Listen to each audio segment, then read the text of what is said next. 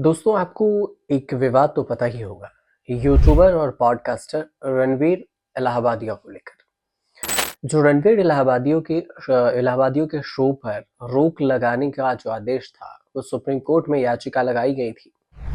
लेकिन इस याचिका पर 3 मार्च को कोर्ट से राहत मिल गई है और उन्हें शर्तों के साथ पॉडकास्ट फिर से शुरू करने की इजाजत दे दी गई है। वहीं अगले आदेश तक गिरफ्तारी पर भी रोक लगा दी गई है कि जब तक अगला आदेश न दिया जाए उसकी गिरफ्तारी नहीं हो सकती है रणवीर इलाहाबादिया की। सुप्रीम कोर्ट ने एज रेस्ट्रिक्शन के साथ ही रणवीर इलाहाबादियों को उनका पॉडकास्ट करने की इजाजत दे दी है। कोर्ट ने कुछ टिप्पणी की है। कोर्ट ने कहा है कि उन्हें शो में शालीनता बनाकर रखनी चाहिए और रखनी होगी।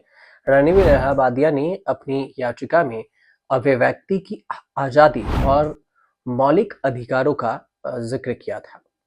थाली में अगर देखें तो उन्होंने कहा था, यूट्यूबर ने तर्क दी थी सुप्रीम कोर्ट में, और सुप्रीम कोर्ट में तर्क के बाद सुप्रीम कोर्ट ने इलाहाबादिया के जो वकील है उसने कहा था कि मौलिक अधिकार थाली में नहीं है और उनमें भी कुछ बैन है।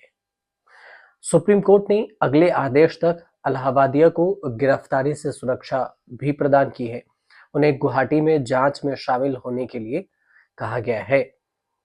अब विरोध में भी जो बात हुई है, कोर्ट में क्या क्या कुछ हुआ है वो आपको बताते हैं। एसजी हैं सॉलिसिटर जनरल तुषार मेहता, और रणवीर इलाहाबादिया की याचिका पर केंद्र सरकार की प्रतिनिधि यानी कि सॉलिसिटर जनरल तुषार मेहता ने कहा कि इंडिया लेटेंट में की गई उनकी टिप्पणी अश्लील और अनुचित है।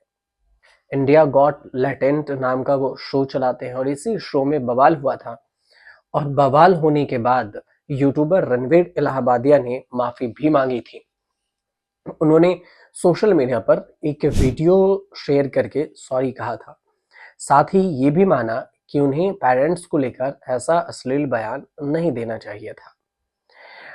अब वह हाल ही में शो में बतौर गेस्ट नजर आए और एक कंटेस्टेंट से भद्दा सवाल करके बुरा फंस गए। उन्होंने ट्रोलिंग का सामना किया और उसके बाद शिकायतें दर्ज हुई, एफआईआर भी दर्ज कराई गई। अब 10 जनवरी 2025 को जब विवाद बढ़ा तो इसे देखते हुए रणवीर इलाहाबादिया ने माफी भी मांग ली और अपनी सोशल मीडिया के पोस्ट एक्स पर एक वीडियो शेयर किया और कैप्शन में लिखा कि मैं माफी मांगता हूं, मुझे ऐसी कोई भी बात नहीं करनी चाहिए थी। इंडिया कोर्ट लैटेंट शो पहली बार विवाद में नहीं आया। इससे पहले भी कई सारी आपत्तिजनक टिप्पणियों को लेकर यह विवादों में रहा था और इसी वजह से जो वीडियो वायरल हुए तो कई सारे एक्शन भी हुए। इसके बाद कॉमेडी जेसी नबाम ने इंडियाज गॉट लैटेंट शो में अरुणाचल प्रदेश के लोगों के कुत्ते का मांस खाने के बारे में भी टिप्पणी की थी। ये यही शो है जिसमें बताया था कि अरुणाचल प्रदेश के लोग डॉग के मीट खाते हैं, तो इस पर भी विवाद खड़ा हो गया था। अब इन टिप्पणियों पर कार्रवाई की मांग करते हुए 31 जनवरी 2025 को अरुणाचल प्रदेश के पूर्वी कामेंग जिले के सिप्पा निवासी अरमान राम वेली बखा ने ईटानगर में एफआईआर दर्ज कराई थी। और इसके अलावा शो में अन्य जो अभिनेत्री थी दीपिका पादुकोण, उसकी प्रेगनेंसी और डिप्रेशन को मजाक बनाया गया था। इसके बाद समय रैना को सोशल मीडिया पर ट्रोल होना पड़ा था। अब रणवीर इलाहाबादिया यूट्यूबर हैं और वियर बाइसेप्स के नाम से वो शो करते हैं और इस शो में वह देश के कई नामचीन हस्तियों का इंटरव्यू भी कर चुके हैं, स्टार से लेकर नेताओं तक का भी। अब प्रधानमंत्री नरेंद्र मोदी ने भी उन्हें नेशनल क्रिएटर अवार्ड से मार्च 2024 में सम्मानित किया था और साल 2022 में उन्हें फोर्ब्स अंडर 30 एशिया की लिस्ट में शामिल किया गया था। इसके अलावा देखिए तो रणवीर ने 22 साल की उम्र में अपना पहला यूट्यूब चैनल खोला था और अब वह 7 चैनलों का संचालन करते हैं और उनके 1 करोड़ से अधिक सब्सक्राइबर भी है।